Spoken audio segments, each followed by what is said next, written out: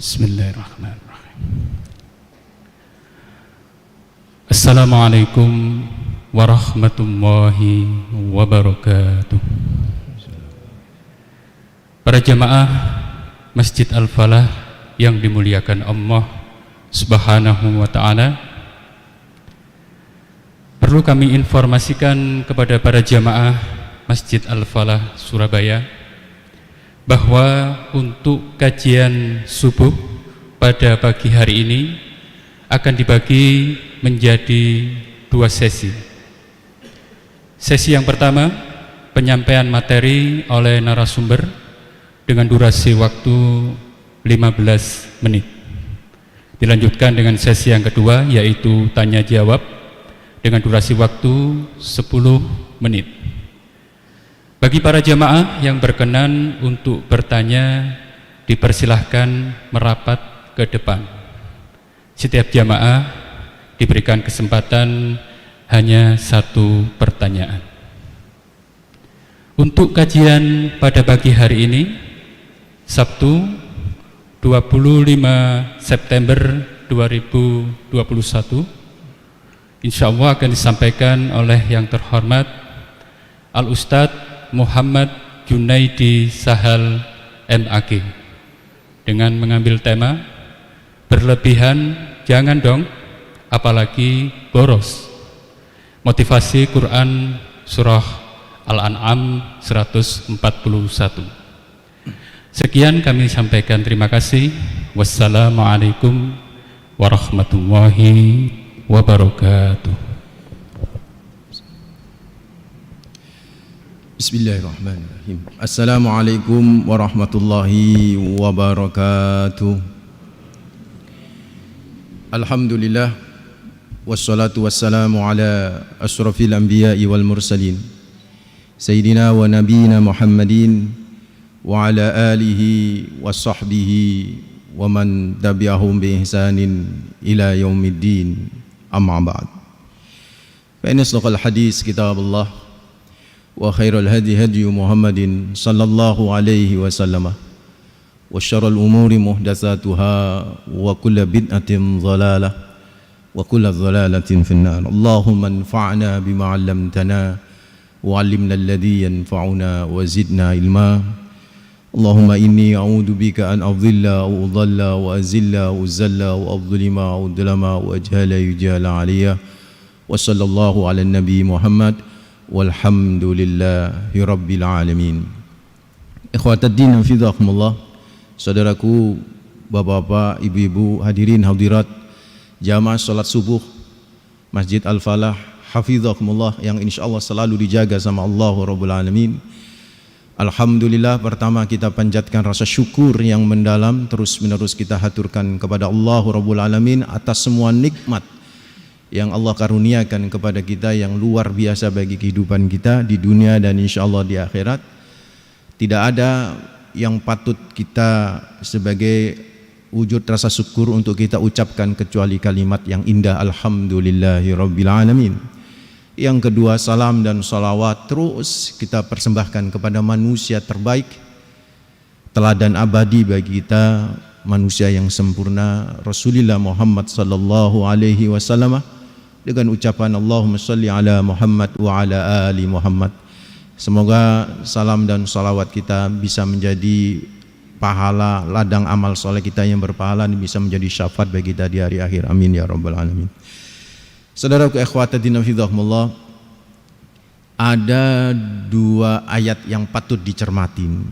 Yang pertama surat Al-An'am ayat 141, yang kedua adalah surat Al-Isra ayat yang ke-26 27. Mirip-mirip saudaraku, bahkan terjemahannya juga mirip-mirip, tetapi memiliki makna yang berbeda di kalangan para pakar-pakar tafsir.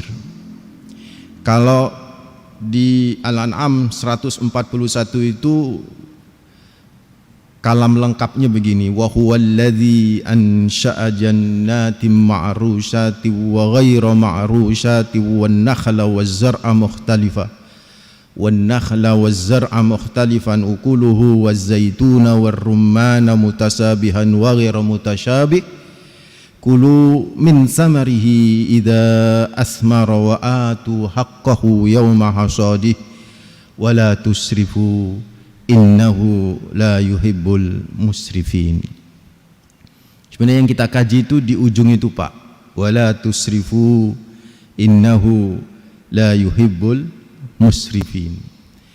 Tapi saya ingin mencoba mengaitkan dengan kalimat Allah sebelumnya, itu Allah menjelaskan wa huwallazi ansha'a jannatin ma'rushat wa ghairu ma'rushat.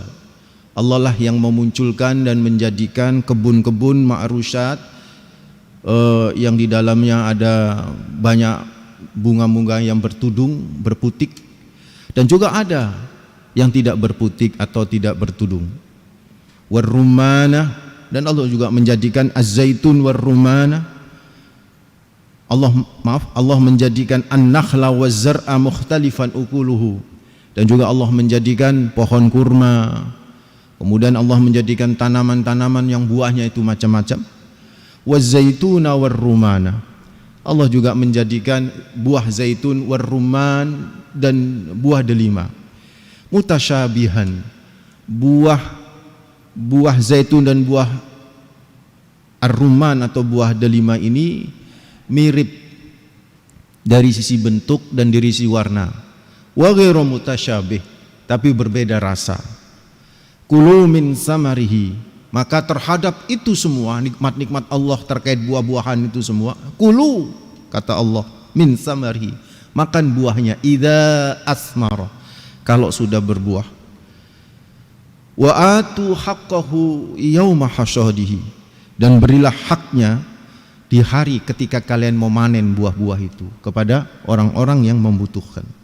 Wala tusrifu, janganlah kalian berlebihan, innahu la yuhibbul musrifin, sesungguhnya dia Allah tidak mencintai orang-orang yang musrif, orang-orang yang berlebihan. Saudaraku ikhwatiddin hafizahumullah, coba bandingkan dengan surat Al-Isra ayat 26-27. Di situ Allah menyatakan wa atidal qurba haqqahu wal miskina wa banas sabil wa la tubaddir tabdhira innal mubadzirina kanu ikhwanas syayatin wa kana syaitanu li rabbih kafura. Yang kurang lebih terjemahannya, berikanlah kepada kerabat-kerabatmu haknya, dan kepada orang-orang miskin, serta kepada orang-orang yang kehabisan bekal di jalanan. Wala tubadzir, dan janganlah kalian menghambur-hamburkan, tabdzira, secara boros. Ini kalau saya ngikut terjemahan bahasa Indonesia, tabdzira, boros. Innal mubadzirin, karena sesungguhnya orang-orang yang boros, kanu ikhwanas syayatin, itu adalah saudaranya setan. Wa kana syaitanu li rabbih kafura, dan setan itu terhadap Tuhannya itu kafura, suka menentang. So, Bapak-bapak, ibu-ibu, perhatikan, ada istilah mubadzir, ada istilah musrif. Kalau musrif tingkatannya itu la yuhibbul musrifin. Allah tuh enggak cinta sama orang-orang yang musrifin, yaitu orang-orang yang berlebihan. Kalau mubadzir, Allah melabelkan orang yang mubadzir itu kanu ikhwanas syayatin, itu dulure setan. Dan setan juga enggak dicintai sama Allah Rabbul Alamin. Jadi ujung-ujungnya baik yang musrif maupun yang mubadzir, baik yang berlebihan ataupun yang boros, itu la yuhibbuhum. Allah enggak senang sama mereka, Allah enggak jatuh cinta kepada mereka. Nah, disinilah saudaraku ikhwatiddin hafizahumullah, banyak ulama kemudian meneliti apa perbedaan musrifin sama mubadzirin, apa perbedaan antara berlebih-lebihan dan yang boros, saudaraku. Bukankah boros juga masuk kategori musrif, yaitu berlebih-lebihan? Itu saudaraku yang kemudian dikaji oleh para ulama. Ketemulah para ulama kemudian mengambil sebuah kesimpulan bahwa israf berlebih-lebihan tuh Pak, yang sampai dilabeli sama Allah, innahu la yuhibbul musrifin. Sesungguhnya Allah tidak mencintai orang-orang yang musrifin. Itu adalah mereka yang melampaui batas dari yang semestinya dan sepatutnya dalam hal-hal yang dibolehkan. Nih yang perlu dicatat garis bawah besar Pak, hal-hal yang dibolehkan. Apalagi yang nggak dibolehkan ya. Jadi melampaui batas, israf itu adalah melampaui batas, berlebih-lebihan, lebih dari seharusnya dan sepatutnya selazimnya terhadap hal-hal yang boleh sebenarnya. Kita makan boleh gitu kan, tapi kan nggak boleh berlebih-lebihan. Sehingga ulama membagi 3 aspek dalam israf ini. Apa saja yang kita nggak boleh israf? 1 dalam urusan konsumtif, makan dan minum.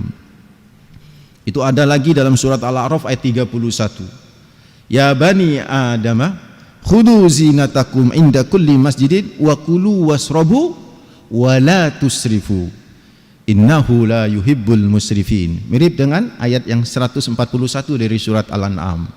Makan, minum silakan, boleh kan berarti? Tapi wala tusrifu, jangan berlebihan. Innahu la yuhibbul musrifin. Nah, ini sesuai dengan definisi tadi. Israf itu adalah berlebihan melampaui batas dari yang sepatutnya dalam hal-hal yang dibolehkan. Dari mana dalil dibolehkan? Israf itu terkait dengan hal-hal yang dibolehkan, yaitu tadi kulu wasrobu, makan dan minumlah, jangan berlebihan. Berarti israf ini lebih kepada sesuatu yang kita boleh tapi tak boleh berlebihan. Berbeda dengan tabzir, innal mubazzirina kanu ikhwanas syayatin, itu beda Pak. Kalau tabzir itu tidak boleh berlebihan atau tidak boleh melakukan hal yang melampaui batas dalam persoalan yang diharamkan.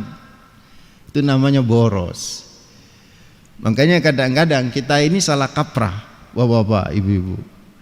Ada orang suka neraktir temennya, ya, terus istrinya ngamuk-ngamuk. Sampai niku boros iku. Makanya duit belanja entek, wong gawe neraktir terus. Neraktir apa? Neraktir teman makan siang. Boros itu. Nah, kan begitu kan ngomongnya. Itu boros. Itu salah objek, Pak. Itu salah sasaran. Itu bukan boros itu. Terus apa itu Pak Ustadz? Bisa jadi itu masuk israf kalau kemudian sedekahnya itu sampai tingkat melalaikan sedekah wajibnya. Sedekah wajibnya atau infak wajibnya kepada siapa? Keluarga kan? Ini saudaraku, itu masuk israf, bukan masuk tabzir. Sebab kalau tabzir itu bahasa Indonesianya boros itu, dan boros itu ikhwanus syayatin. Itu adalah saudaranya setan, saudara. Ulama kemudian memperinci termasuk kategori israf dalam masalah konsumtif ini, yaitu suka berlebihan dalam masalah makan padahal sudah kenyang, Pak. Kadang-kadang kan begitu ya. Ada apa ya kalau dalam bahasa, ada makan pembuka, ada min menu, makan utama, terus ada makan penutup, Pak. Kalau kita mau anak pesantren, pembuka, penutup, akhir, pembuka, menu utama dan akhir, podo, Pak, satu talam. Di Mekah juga begitu, Pak. Jadi di pesantren guru kami itu kalau makan satu talam begini, berempat berlima itu di pesantrennya. Ya sudah, nggak ada makan penutup, udah jadi satu di situ. Kalau pernah ke resto di Turki itu sudah kan semi barat itu. Jadi meja itu sudah langsung dianterin makanan pembuka manis-manis, Pak. Ada bubur juga manis. Itu sudah kenyang kita di situ. Baru kemudian makan utamanya. Makan utama itu, waduh, itu masya Allah. Orang satu asrama mungkin nggak habis dulu, banyak. Kemudian setelah itu makan penutup. Al kelempoku wal kenyang. Ini masuk kategori apa? Israf. Innahu la yuhibbul musrifin.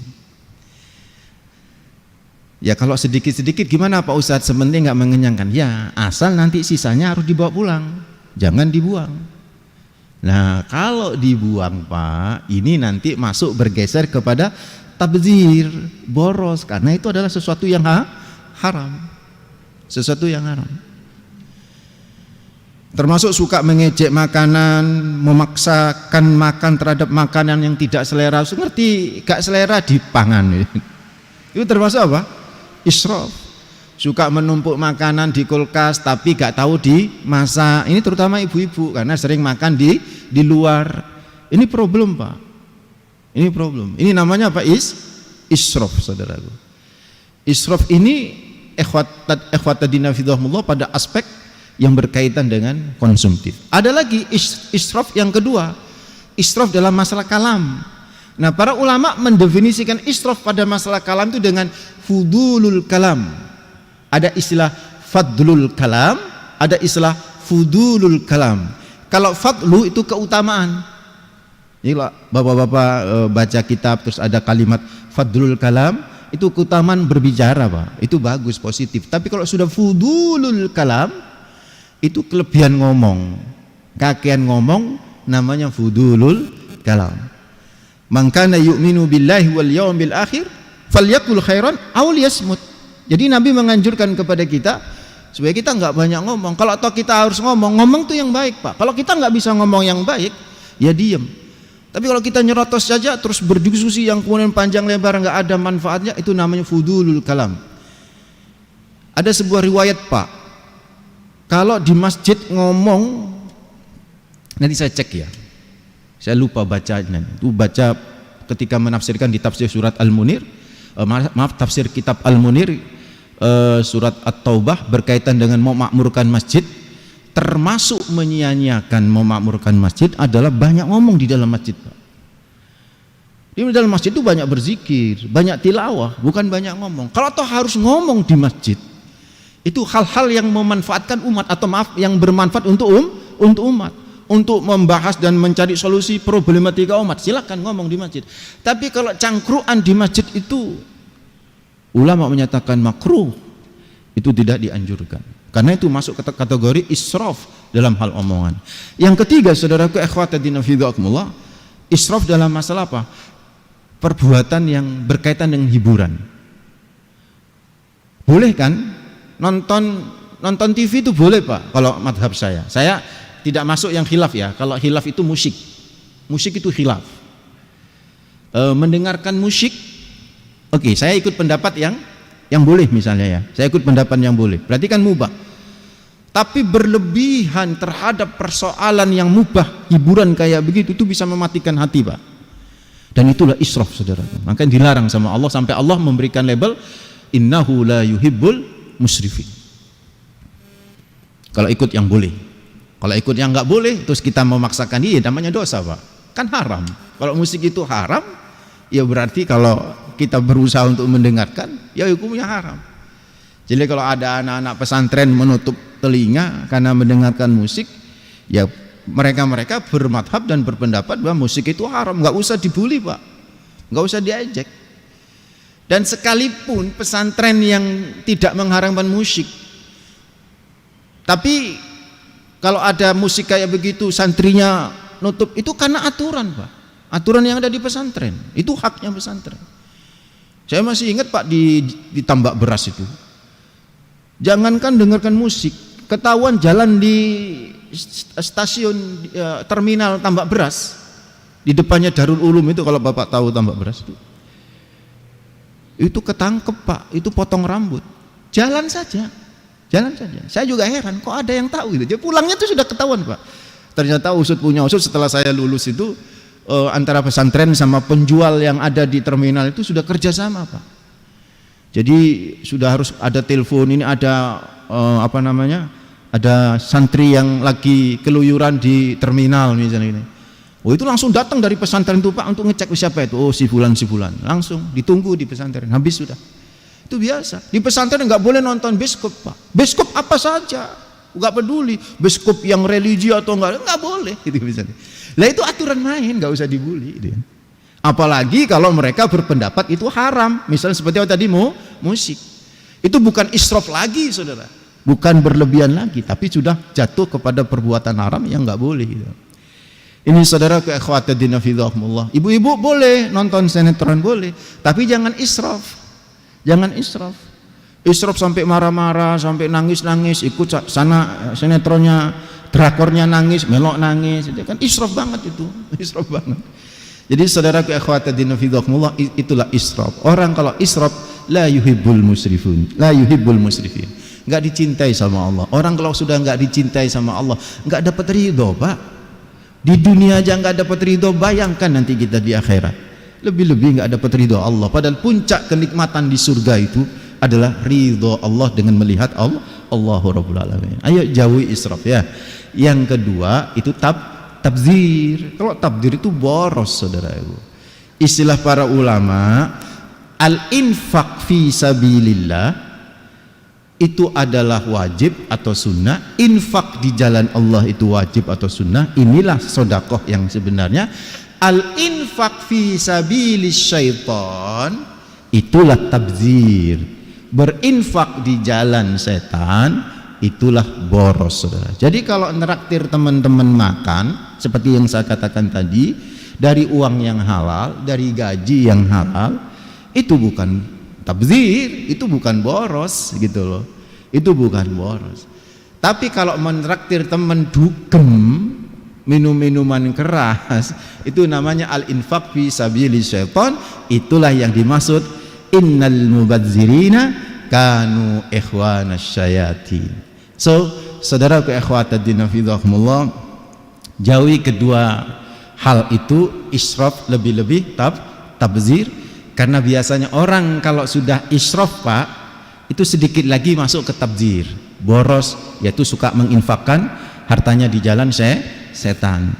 Kalau sudah seperti itu, nek kekurangan, wong jenenge kawan setan, dia bisa merampok, dia bisa mencuri, dia bisa korupsi.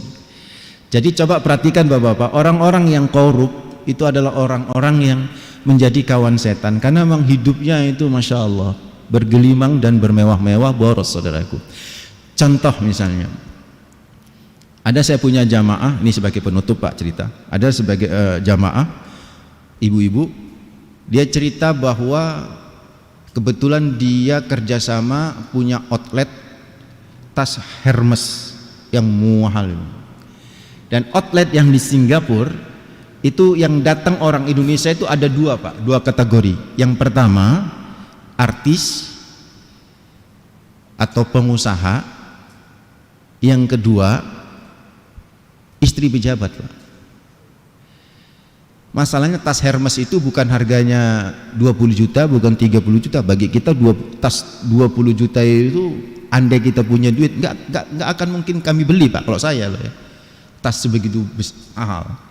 Harganya itu seharga mobil, Pak, 100 juta, 200 juta, miliatan. Dan bagi mereka mudah banget untuk beli itu. Oke, kalau artis mungkin duitnya sudah ada, pengusaha sudah ada. Bagaimana dengan pejabat? Dari mana duitnya untuk bisa beli 200 juta, 300 juta itu? Saudaraku ikhwatiddin fillah, hati-hati, israf itu nanti ngarahnya bisa-bisa mengambil hak orang lain kalau kita nggak bisa mengelolanya. Apalagi kalau sampai tingkat tabzir, menjadi kawannya setan. Mudah-mudahan bermanfaat. Silakan kalau mau ada diskusi. Wallahu a'lam bishawab. Mungkin ada para jamaah yang ingin mengajukan pertanyaan. Monggo kami persilahkan merapat ke depan.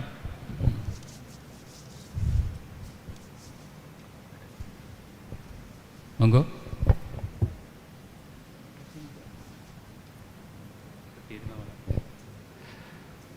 Assalamualaikum warahmatullahi wabarakatuh. Waalaikumsalam warahmatullahi wabarakatuh. Memang Islam itu indah, Ustadz. Maaf, saya Kusbandi, ya, yang jamaah di sini. Mohon penjelasan tentang disinggung dengan makan, ya. Makanlah sebelum lapar dan berhentilah makan sebelum kenyang. Kaitannya dengan pemborosan juga, termasuk juga dalam berwudu pun kita kan diatur, ya, tidak boros air dan sebagainya. Yeah. Kadang-kadang kita berbicara relatif gitu, di mana kita murah melimpah air itu kita tidak sadar sebenarnya. Kalau kita membayangkan di daerah yang kurang air baru kita sadar gitu. Nah itu satu. Termasuk juga amanah sosial. Tadi disinggung juga pemakmuran masjid ya. Mungkin banyak masjid-masjid yang kurang efektif hanya untuk kegiatan ritual saja. Sehingga itu enggak pemborosan waktu, pemborosan barangkali banyak ruang yang tidak termanfaatkan dalam 24 jam ya. Kecuali pemakmuran yang memaksimalkan kegiatan-kegiatan masjid itu barangkali itu yang diharapkan lah gitu. Jadi 24 jam itu artinya banyak waktu yang terluang yang sia-sia. Nah gitu. Mohon penjelasan Ustadz. Terima kasih. Wassalamualaikum warahmatullahi wabarakatuh. Waalaikumsalam warahmatullahi wabarakatuh. Riwayat hadis yang mengenai Nabi Muhammad itu berhenti makan sebelum kenyang ya. Itu ya maksudnya ya. Itu saudaraku luar biasa Pak. Kalau mau diamalkan. Ternyata ada penelitian riset dari riwayat hadis itu. Saya tidak ingin menyoal hadis itu, ada yang mendhaifkan memang hadis itu ya, tapi saya tidak berbicara tentang sanad, saya bicara tentang konten matan hadis.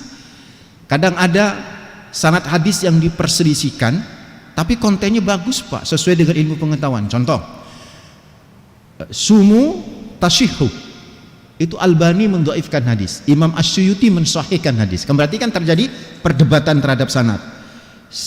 Puasalah kalian maka kamu sehat. Itu hadis ada yang mendhaifkan, meskipun ada yang mensahihkan. Pakar hadis Asyuyuti mensahihkan itu hadis. Saya ikut yang mensahihkan. Anda tidak ikut yang mensahihkan, matanya sahih Pak, konten sahih, karena sesuai dengan riset pengetahuan modern bahwa puasa itu bisa mensehatkan.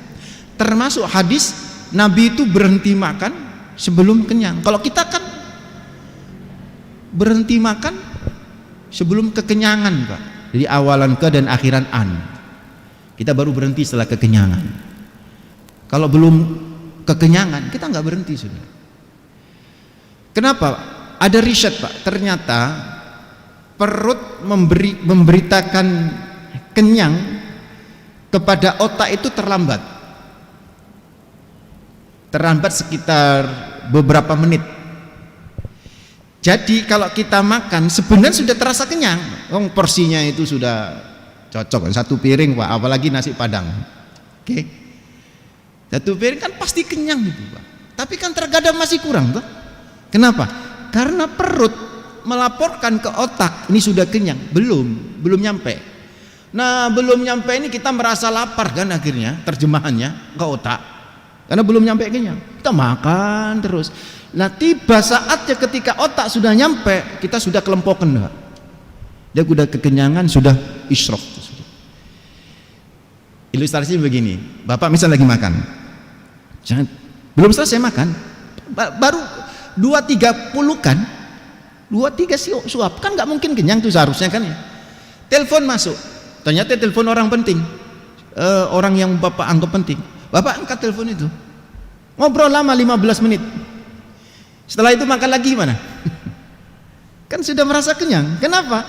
Karena perut sudah berjalan terjemahannya ke otak, kenyang lu. Makanya malas lagi kita kenyang kan? Malas lagi kita makan karena sudah seperti itu. Itulah kenapa Rasulullah Muhammad SAW itu berhenti. Kenapa? Memberikan kesempatan otak ini, perut ini bergerak ke otak untuk menerjemahkan udah kenyang Pak. Udah kenyang. Makanya orang kalau ada takjil itu kan dalam rangka untuk tidak israf dalam berbuka. Ya orang kalau sudah makan kan yang asalnya rawon, buntut, ingin mau dimakan semua Pak, sop buntut, kikil, pokoknya yang abot-abot pingin dimakan semua. Kena kolak, kena sirup, kena es campur sedikit saja, itu sudah, yang lain sudah nggak terasa lagi, itu sudah kenyang kan kita dengan takjil itu. Itu saudaraku ikhwatadina fidhahumullah, makna hadis itu yang mestinya kita amalkan sebagai bagian kita tidak israf. Yang kedua saudaraku ikhwatadina fidhahumullah, apa tadi yang kedua ya, tentang masalah takmir lah ya, tentang masalah takmir ya saudaraku ikhwatadina fidhahumullah. Memang waktu 24 jam ya, kalau di Al-Falah ini kan maksimal Pak, ada tilawah, ada kursus, itu kan digunakan. Memang di beberapa masjid kan tidak seperti itu. Waktu duha kosong di masjid itu sampai duhur kan begitu kan. Duhur sampai asar kosong gitu kan. Jadi isilah sebagai takmir, ya tentu harus berpikir keras gimana itu mengisi. Jangan sampai kemudian waktu-waktu luang itu digunakan untuk apa yang namanya ngobrol, ngalor ngidul, cangkruan. Nah ini hukumnya tidak diperkenankan, dan itu masuk kategori israf. Begitu ya. Tadi ada 3 kalau nggak salah pertanyaan, tapi yang satunya saya kurang nangkap. Wallahu a'lam. Mungkin ada yang lain, silakan. Atau cukup? Karena waktunya masih ada, mungkin ada para jamaah yang ingin bertanya lagi. Monggo. Satu pertanyaan lagi. Monggo Pak.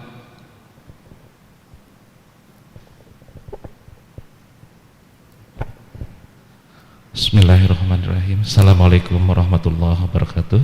Waalaikumsalam warahmatullahi wabarakatuh. Izinkan, nama saya Aris, saya jamaah lama. Ya, kebetulan saya sekarang dinas di Jakarta tapi sedang di Surabaya sebenarnya. Terima kasih Ustadz atas tausiahnya.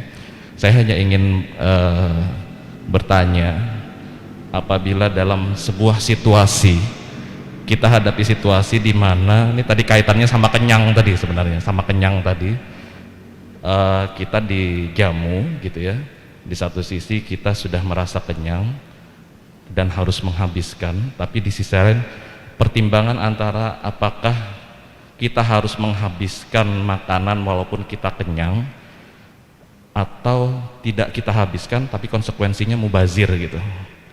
Nah ini kalau situasinya seperti itu, kita pilih yang mana Ustadz? Apakah harus memaksakan diri menghabiskan makanan atau membiarkan makanan jadi mubazir? Ini dalam kondisi lepas dari kondisi memang idealnya kita harus mengambil secara pas ya Pak ya. Ini dalam situasi yang sudah harus dipilih seperti itu. Terima kasih Ustadz. Ya. Assalamualaikum warahmatullahi wabarakatuh. Nah ini Pak, saya luruskan lagi Pak. Ono panganan enggak dimakan itu bukan mubazir. Kalau niatnya supaya dimakan makhluk yang lain, entah kucing, entah ayam, kan begitu. Itu sebelum saya jawab secara utuh. Jadi mubazir itu adalah sesuatu yang haram. Seperti tadi definisinya, objeknya itu haram. Menyisakan makanan kalau memang tidak ada kemampuan untuk bisa menghabiskan Pak, itu bukan sesuatu yang haram. Bisa jadi itu masuk israf gitu kan, bisa jadi masuk israf. Tapi bagaimana kalau kita nggak kepingin israf, terus kenyataannya kayak begitu gitu loh. Kita disuguhi makanan. Saya kalau ziarah ke ulama-ulama Madura Pak, itu harus mengosongkan lambung Pak. Kalau ziarah ke ulama-ulama Madura, karena misal ada 7 ulama yang kita datangin, 7 ulama itu makan semua Pak. Karena tradisi orang negeri Syampang ya, atau Madura gitu kan, itu Pak kalau ngejamu nggak hanya air putih Pak. Kalau kita mah cuma air putih Pak. Jadi ikramud duyufnya itu luar biasa, dimasakin Pak. Asal kasih berita loh ya. Oh, saya mau sowan, itu dimasakin Pak. Disembelih ayam. Apalagi yang datang kolega sama ustadz sama kiai misalnya, sudah dihormatin banget. Itu dulu saya masih mudanya. Sekarang sih masih muda Pak. Dulu maksud saya masih beraktivitas usia 30-an itu. Itu begitu itu. Saya harus saya sudah awal belum pernah tahu, nggak pengalaman, sempat kelempokan Pak. Lemes sudah. Makan terus dan makannya berat-berat Pak. Makannya sana tuh berat-berat. Terus gimana Pak Ustadz supaya kita tidak israf? Ini. Pertama Pak, kalau itu tidak ditelaneni, sudah ditaruh di piring, kan biasanya kalau tamu kan nggak mungkin langsung taruh di piring Pak. Ini kan suruh ngambil, ya makan Pak secukupnya, ngambil secukupnya. Jangan, dan saya nggak makan, nanti berlebihan. Belum dimakan kok berlebihan, makan Pak. Imam Syafi'i ketika diundang oleh Imam Ahmad bin Hambali, semua makanannya itu dihabisin Pak. Apa nggak israf? Enggak, tergantung niat. Ini berkah, nggak apa-apa dimakan, berkah. Bahkan Imam Ahmad tuh tanya kepada Imam Syafi'i ketika mau pulang, guru mohon maaf, saya itu sebenarnya sudah cerita sehari sebelumnya, sebelum engkau datang guru, kepada anak saya sudah cerita, ini guru saya ini orang alim, orang waro, orang zuhud, waduh hebat nih guru saya ini tolong disiapin makan, dia itu meskipun disiapin makan paling makannya sedikit gitu, katanya begitu. Ternyata makanannya Imam Ahmad dihabisin. Mohon maaf guru, saya bukan nyesel makanan saya dihabisin, cuman anak saya yang saya ceritain gitu tuh bertanya-tanya, kok ya katanya makan sedikit abah, ya kok dihabisin. Oh itu, siapa yang nggak kenal sama Ahmad bin Hambali, kata Imam Syafi'i. Siapa yang nggak kenal dengan waroknya Imam Ahmad bin Hambali, yang luar biasa kesahlian Imam Ahmad dan kealiman Imam Ahmad. Tidak mungkin yang keluar dari Imam Ahmad kecuali keberkahan, dan saya tak ingin menyisakan sedikit keberkahan itu, diambil semua sama Imam Syafi'i karena semua berkah. Nah niatnya apa gitu. Kalau niatnya enak iki dipangan kabeh Pak, ini israf. Kalau sudah ditelaninin, udah diletakkan di piring, makan semua, niatin ini berkah, itu nggak masuk israf Pak, nggak masuk israf. Tapi kalau kita lagi diet, lagi ada yang pantangan, makan yang seadanya, kan tersisa tuh. Pertama ngomong, mohon maaf saya belum bisa makan yang daging-dagingan karena ada masalah di tubuh. Tidak apa-apa sih, saya sisain sambil niat sisanya mudah-mudahan dimakan oleh makhluk Allah yang lain. Begitu Pak, itu nggak masuk israf. Demikian ya, mudah-mudahan bermanfaat yang barusan kita kaji, dan mudah-mudahan menjadi inspirasi bagi kita semua. Aqulu qouli hadza wa astaghfirullah li wa lakum innahu wal ghafurur rahim. Kita istighfar, astaghfirullahaladzim, astaghfirullahaladzim, astaghfirullahaladzim. Subhanakallahumma bihamdik, asyhadu an la ilaha illa anta, astaghfiruka wa atubu ilaik. Assalamualaikum warahmatullahi wabarakatuh.